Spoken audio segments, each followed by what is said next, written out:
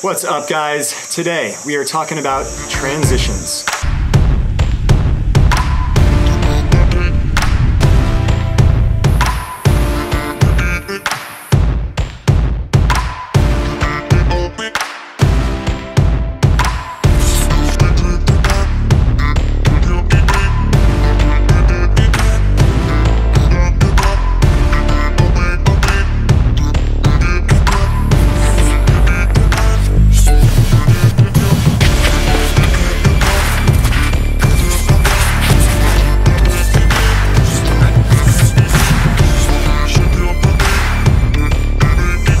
So, we have all gotten punched in the face, either literally or metaphorically.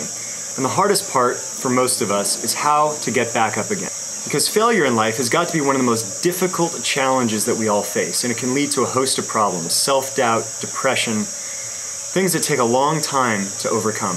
And so a lot of times when we talk to people that give us advice in life, or when we study literature and we try to find hacks to make more money, find a better career, maybe even find a new partner, but a lot of the advice givers don't have anything at stake in your personal gain, which is why you should take everything with a grain of salt. And it means not that you shouldn't trial a lot of that advice, but you need to face it with a growth mindset. You need to be willing to test and try ideas and try efforts. You need to be willing to take those shots, to get hit and to fail. But most importantly, you have to be willing to get back up. And so what I'm talking about here isn't the advice. So if you're a marketer, it isn't in the specifics of how you market your business. If you're a fighter, it isn't the specifics of the mechanics of a punch or a kick. In this video, I looked at footwork as the transitional element.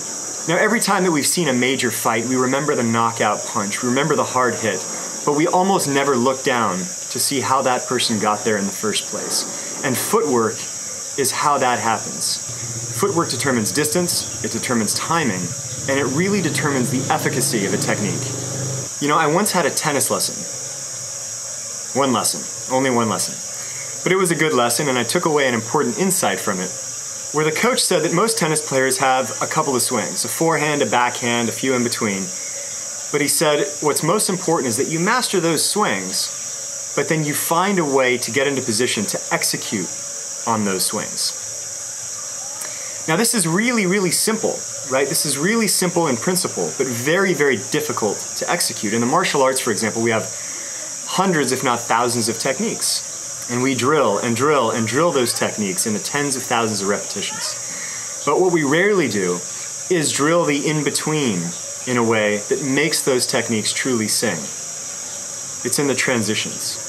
So the tennis coach demonstrated, not in the most elegant of fashions, but the way that he would shuffle to get into position. Now, we've got a ball that's flying at 100 plus miles an hour.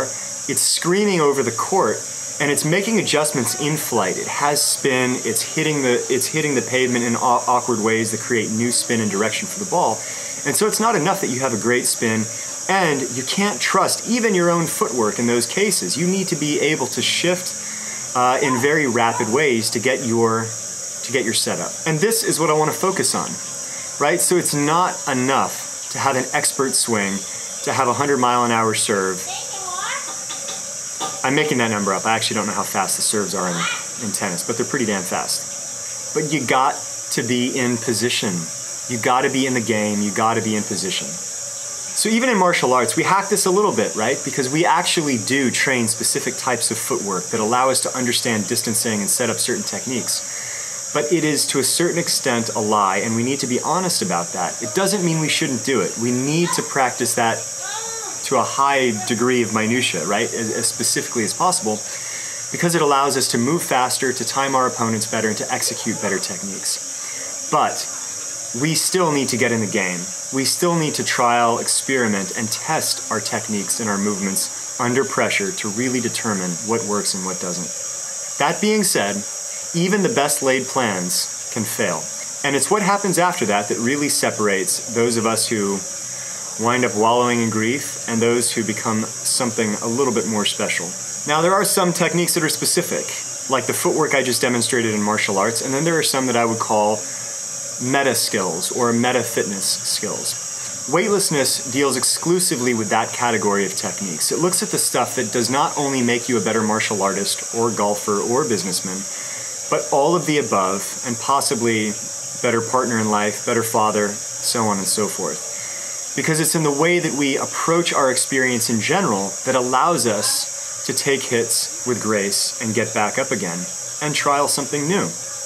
To give you guys a couple of examples, meditation applied, right? We spend a lot of time sitting in silence, trying to calm the mind, connect with the present, and essentially step a little bit beyond those egos that drive us through most of the day. But what we don't do as well is apply that under pressure, at work, in arguments, and in situations where circumstances don't conform to expectations. And in those moments, those key tools that we have cultivated, we need to be able to transfer those. Some of the primaries: do you have control of your breath? In those moments of panic, has your breath crept up like an athlete, where you're under high stress and breathing from the chest? Or have you managed to sink that breath, relax and draw back the shoulders, stand with strong, confident posture, and control that deep abdominal breath? These are not just devices that give us a little bit of solace in solitude. They allow us to control the mind and bring our physical and mental strength into this present moment. Your breath is a transitional step. Your physical structure is a transitional step. These are details that need to be trained and they need to be focused on, and most importantly, they need to be applied in real time. And if they are, they help you think faster with less emotional attachment, and they help you get back up a whole lot faster with a growth mindset. Not so fixated on outcome, but focus every time on how I can learn from this experience and be better tomorrow than I am today.